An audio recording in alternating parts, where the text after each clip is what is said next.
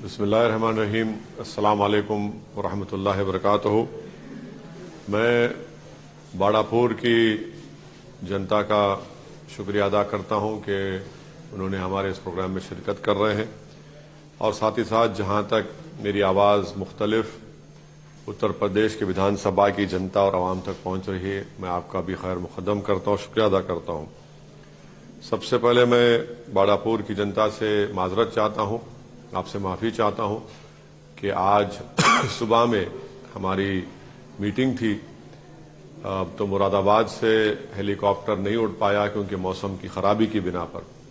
इसीलिए इस virtual rally के जरिए हम आपसे अपील कर रहे हैं कि मजलिस इत्तेहादुल मुस्लिमीन के प्रत्याशी उम्मीदवार जनाब मोहिउद्दीन अंसारी साहब को आप अपना कीमती वोट से उनको कामयाब करिए, उनको अपनी दुआओं से आशीर्वाद देकर उनको कामयाब करिए, वहां का एक नया विधायक बनाइए। आप जानते हैं कि बाड़ापुर में बीजेपी के विधायक रहा है, वहां पर बाड़ापुर की जनता ने उनको कामयाब किया, मगर बाड़ापुर में आप देखते हैं कि रोड और पुल ब्रिजेस नाम की कोई चीज नहीं है। आप जानते हैं कि बाड़ापुर में एक नगर पंचायत है मगर वहां पर एक डिग्री कॉलेज नहीं है, अस्पताल नहीं है और सबसे बड़ा मसला तहसील का है। डबल इंजन की सरकार रहने के बावजूद भी बाड़ापुर की जनता को इन तमाम सहूलतों से महरूम करके रख दिया गया। मैं आपसे वादा कर रहा हूं कि आप मजलिस इत्तेहादुल मुस्लिमीन के उम्मीदवार जनाब मोहिउद्दीन अंसारी साहब को अपने वोट से कामयाब करिए। इंशाअल्लाह ताला ये जो आपके तकालीफ हैं, आपके मसाइल हैं, इसको हम जल्द से जल्द हल करवाएंगे। आप ये भी जानते हैं कि बीजेपी ने बड़ी बड़ी बातें की कि जराइम खत्म हो चुका है, क्राइम खत्म हो चुका है, सब क्रिमिनल लोग भाग गए हैं।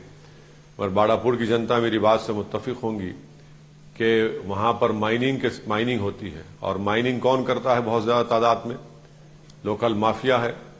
तो ये डबल इंजन की सरकार उस लोकल माफिया को क्यों पनपने दे रही है वहां पर?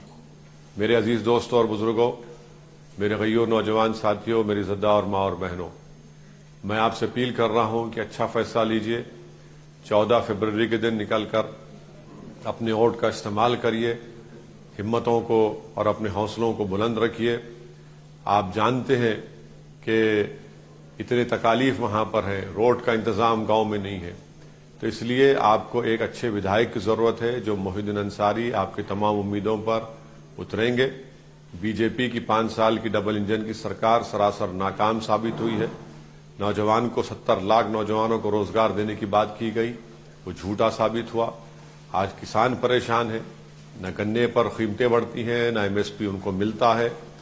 तो इसीलिए हर मैदान में आप देख रहे हैं कि बड़ी तादाद में युवा आज अगर ग्रेजुएट भी हैं तो 50% युवा को नौकरी की तलाश में है।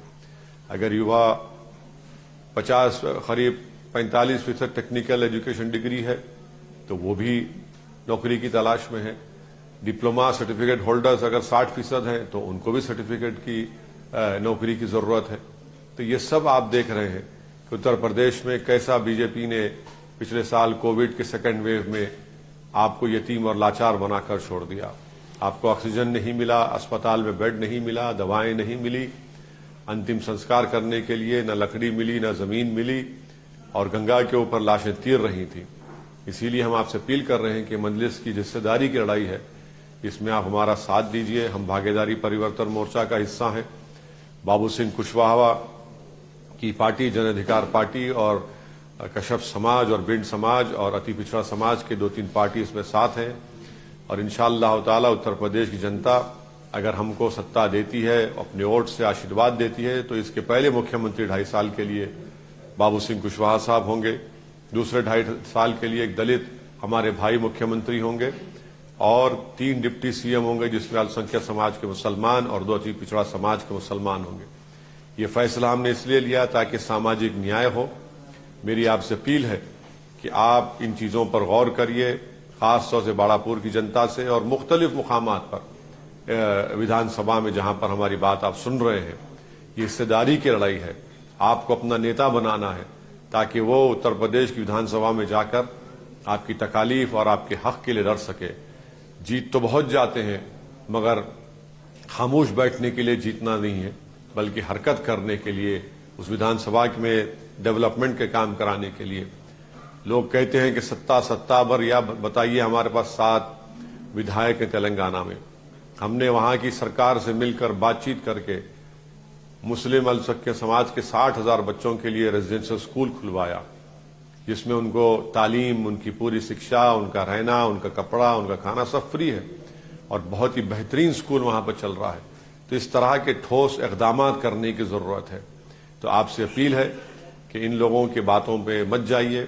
समाजवादी पार्टी के खुद सहयोगी पार्टी कह रहे हैं कि अखिलेश यादव ने उन्हीं की पार्टी के 45% मुस्लिम समाज के लोगों का टिकट काट दिया है। समाजवादी पार्टी हर एतबार से नहीं चाहती, ना बसपा चाहती है, ना कांग्रेस चाहती है कि आपकी लीडरशिप उभरे। आप ये चाहते हैं कि वो आप उनके कैदी बनकर रहें, आप ये चाहते हैं कि आप सिर्फ दरी बिछाएं। मेरी आपसे अपील है कि आपको अपनी पार्टी को वोट देना है। कल तक आपका विकल्प नहीं था, आज एक विकल्प के तौर पर MIM पार्टी भी है, भागीदारी परिवर्तन मोर्चा है। और वो गलती मत करिए खुदा के लिए कि सिर्फ बीजेपी को हराना हमारा मकसद नहीं है, बल्कि बीजेपी को हराएंगे जरूर, और साथ ही साथ आप मजलिस को भी कामयाब करिए। आपने 2014 में सपा बसपा को वोट दिया, 2017 में सपा कांग्रेस को वोट दिया, 2019 में आपने सपा और बसपा को वोट दिया। आपके वोट की अहमियत नहीं रही। आपने झोली भर भर कर खैरात के तौर पर वोट दिया, मगर फिर भी बीजेपी कामयाब हो रही है। तो इस बात को जहन नशीन कर लीजिए कि डर की बुनियाद पर वोट मत दीजिए, उम्मीद की बुनियाद पर दीजिए।